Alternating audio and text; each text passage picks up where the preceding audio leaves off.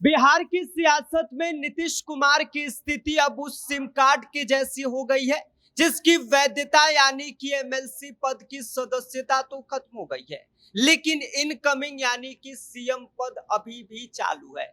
इस्तीफा देकर उन्होंने दिल्ली का टिकट तो कटा लिया है, लेकिन अभी भी मुख्यमंत्री की कुर्सी पर बैठे हुए हैं।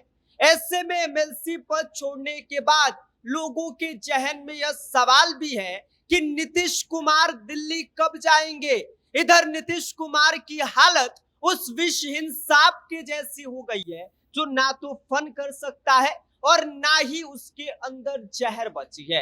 ऐसे में आज के वीडियो में हम आपको ये बताएंगे कि नीतीश कुमार के एमएलसी पद छोड़ने के साथ ही वो कौन कौन से पावर हैं जो खत्म हो गए हैं। लेकिन उससे पहले नमस्कार, मेरा नाम विष्णु है और आप देख रहे हैं जनता जंक्शन।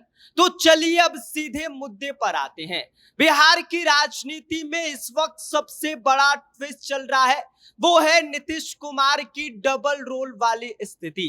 एक तरफ वो राज्यसभा सांसद बन चुके हैं, यानी अब उनका ठिकाना दिल्ली भी हो गया है। दूसरी तरफ पटना की कुर्सी यानी कि मुख्यमंत्री की गद्दी भी अभी उनके पास ही है। अब यहीं से असली खेल शुरू होता है पावर का। देखिए, जैसे ही उन्होंने एमएलसी यानी कि विधान परिषद की सदस्यता छोड़ी, उसी के साथ नीतीश कुमार का कुछ पावर भी खत्म हो गया है। पहले क्या था, वो बिहार विधानमंडल का हिस्सा थे, यानी कि सिस्टम के अंदर बैठे हुए खिलाड़ी, लेकिन अब वो बाहर से खेल देखने वाले खिलाड़ी बन चुके हैं। और इसका सबसे बड़ा नुकसान हुआ है, जिसमें पहला, अब वो विधान परिषद या फिर विधानसभा में वोट नहीं कर सकते। यानी कि अगर कोई बड़ा बिल आए, बजट पास हो या सरकार पर संकट आता है, तो मुख्यमंत्री रहते हुए नीतीश कुमार सिर्फ देख सकते हैं, वोट नहीं कर सकते हैं। यह वैसा ही है जैसे टीम का कप्तान मैदान में हो लेकिन बैटिंग करने का मौका ही ना मिले, बॉलिंग करने का मौका ही ना मिले। दूसरी, सदन में उनकी सीधी पकड़ अब कमजोर हो गई है। पहले वो सदस्य थे तो नियमों के तहत बोलने, सवाल उठाने, प्रक्रिया को प्रभावित करने का अधिकार ज्यादा मजबूत था। अब वो बोल तो सकते हैं, लेकिन उनका स्टेटस थोड़ा गेस्ट अपीयरेंस जैसा हो जाएगा। तीसरा, राजनीतिक मैसेजिंग पर बड़ा असर पड़ा है।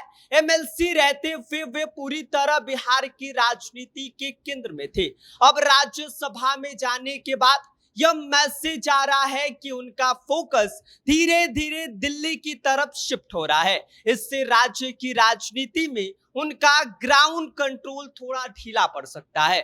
अब आप सोच रहे होंगे कि फिर भी कुर्सी पर जो है वो नीतीश कुमार क्यों बैठे हुए हैं, क्यों कुर्सी नहीं छोड़ रहे हैं।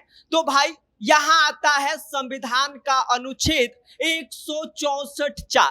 इस नियम के मुताबिक कोई भी व्यक्ति बिना विधायक या विधान परिषद सदस्य बने भी 6 महीने तक मुख्यमंत्री रह सकता है। और यही वो लाइफ लाइन है जो नीतीश कुमार को अभी कुर्सी पर टिकाए हुए है। इस दौरान उनके पास दो ऑप्शन है, या तो वे फिर से बिहार विधानमंडल के किसी सदन के सदस्य बन जाए या फिर मुख्यमंत्री की कुर्सी छोड़ दे। लेकिन तब तक क्या, तब तक स्थिति वही है जो शुरुआत में मैंने आपसे कहा था कि सिम कार्ड की वैधता खत्म लेकिन इनकमिंग चालू है। और यही वजह है कि आज की तारीख में नीतीश कुमार का पावर जो है वो पूरी तरह तो नहीं, लेकिन थोड़ा बहुत ज्यादा कम जरूर हो गया है।